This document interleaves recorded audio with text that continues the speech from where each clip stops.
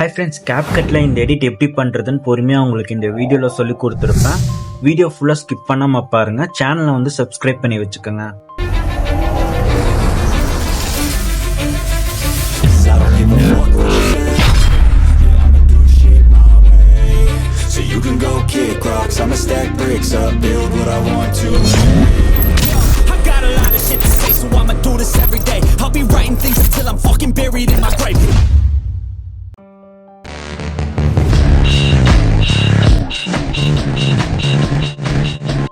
First video கிளிப்பிங்ஸ்லாம் add பண்ணிடுங்க. அந்த song ஒன்று ஆட் பண்ணிட்டு அந்த பீட்டுக்கு ஏற்ற மாதிரி எல்லாமே ஸ்ப்ளிட் பண்ணி வச்சிருங்க.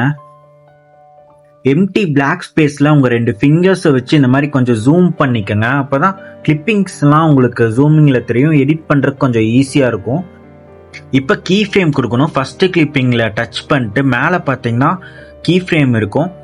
இதை வந்து ஸ்டார்டிங் பாயிண்ட்டும் எண்டிங் பாயிண்ட்டும் கொடுக்கணும். இதே மாதிரி எல்லா கிளிப்பிங்க்குமே கொடுத்துட்டு வந்துடுங்க.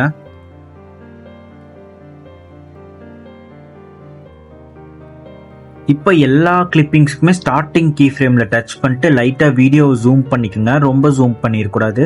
இப்படியே எல்லா கிளிப்பிங்ஸ்க்குமே பண்ணிட்டு வந்துடுங்க.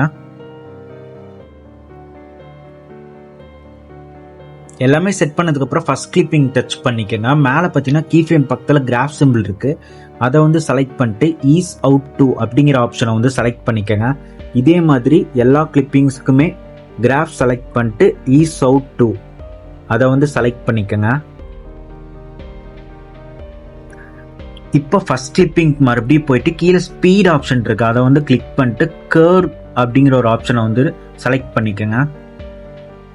இதில் வந்து கஸ்டம் அப்படிங்கிற ஆப்ஷனை வந்து கிளிக் பண்ணிக்கோங்க. கிளிக் பண்ணிட்டு அப்படியே வீடியோவில் நான் பண்ணுற மாதிரியே அப்படியே பண்ணுங்க. கீழே பார்த்தீங்கன்னா ஸ்மூத்னு ஒரு ஆப்ஷன் இருக்குது பார்த்தீங்களா, இதை வந்து கிளிக் பண்ணிட்டு பெட்டர் குவாலிட்டி கொடுத்து டிக் மார்க் கொடுத்துருங்க. இதுக்கப்புறம் கொஞ்சம் ப்ராசஸ் ஆகும், அது வரைக்கும் வெயிட் பண்ணுங்கள். ப்ராசஸ் ஆகி முடிச்சதுக்கப்புறம் ஒவ்வொரு கிளிப்பிங்க்குமே எல்லா கிளிப்பிங்க்குமே நீங்கள் இதே மாதிரி தான் பண்ணணும். பண்ணதுக்கு அப்புறமா ஃபர்ஸ்ட் கிளிப்பிங்க்கு வாங்க.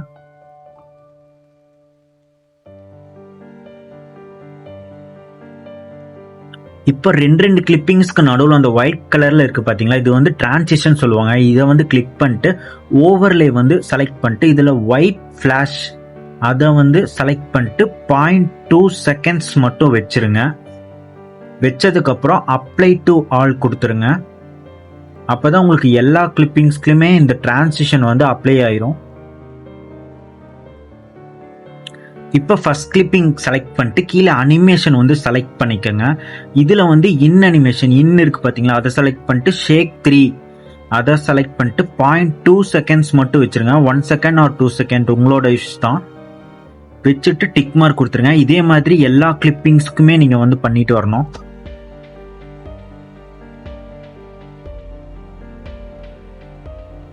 இப்போ வந்து ஃபர்ஸ்ட் கிளிப்பிங் போய்க்குங்க. இந்த மாதிரி டிரான்சிஷனுக்கு நடுவில் இந்த லைனை வந்து அட்ஜஸ்ட் பண்ணி வச்சுக்கோங்க. வச்சதுக்கப்புறம் கீழே வந்து எஃபெக்ட்ஸ் இருக்கும், அதை வந்து செலக்ட் பண்ணிட்டு வீடியோ எஃபெக்ட்ஸை வந்து செலக்ட் பண்ணிக்கோங்க. இதில் வந்து ஓப்பனிங் அண்ட் க்ளோசிங்கை வந்து செலக்ட் பண்ணிட்டு ஆப்ளிக்யூ பிளரை வந்து செலக்ட் பண்ணிக்கோங்க. ஆப்ளிக்யூ பிளர்லேயே அட்ஜஸ்ட் ஆப்ஷன் இருக்குது சென்டரில், அப்படியே அதை கிளிக் பண்ணிங்கன்னா பிளரு வந்து 100 வச்சுக்கோங்க. ரொட்டேட் வந்து 0 ஆர் 100 வச்சுக்கோங்க. 2ல் ஏதோ ஒன்று வச்சுக்கோங்க. வச்சுட்டு டிக் மார்க் கொடுத்துருங்க. டிக் மார்க் கொடுத்ததுக்கப்புறம் இந்த எஃபெக்டை வந்து ஒரு 2 செகண்டுக்கு இல்லைன்னா 1 செகண்டுக்கு மட்டும் நீங்கள் வந்து சின்னது பண்ணி வச்சுக்கணும். இந்த வீடியோவில் காட்டுற மாதிரி நான் வந்து ஒரு 2 செகண்ட்ஸ் கிட்ட இந்த மாதிரி சின்னது பண்ணி வச்சுருக்கேன். இந்த எஃபெக்டை டச் பண்ணிட்டு கீழே பார்த்தீங்கன்னா ஆப்ஜெக்ட் இருக்கும், அந்த ஆப்ஜெக்டை வந்து கிளிக் பண்ணிக்கோங்க. இதில் வந்து ஆல் வீடியோஸ் வந்து செலக்ட் பண்ணிட்டு டிக் மார்க் கொடுத்துருங்க. இந்த எஃபெக்டை டச் பண்ணிட்டு ஸ்டார்டிங்கும் எண்டிங்கும் ஒரு கீ ஃப்ரேம் வச்சிருங்க. எண்டிங் கீ ஃப்ரேமில் பிளர் ரொட்டேட் ரெண்டுமே 0 வச்சு டிக் மார்க் கொடுத்துருங்க. இப்போ இந்த எஃபெக்டை டூப்ளிகேட் பண்ணி எல்லா கிளிப்பிங்ஸ்க்குமே வச்சுட்டு வந்துருங்க. வச்சதுக்கப்புறம் மறுபடியும் ஃபர்ஸ்ட் கிளிப்பிங்க்கு போங்க. இதை வந்து டூப்ளிகேட் பண்ணி வச்சிருங்க ஒவ்வொன்றா.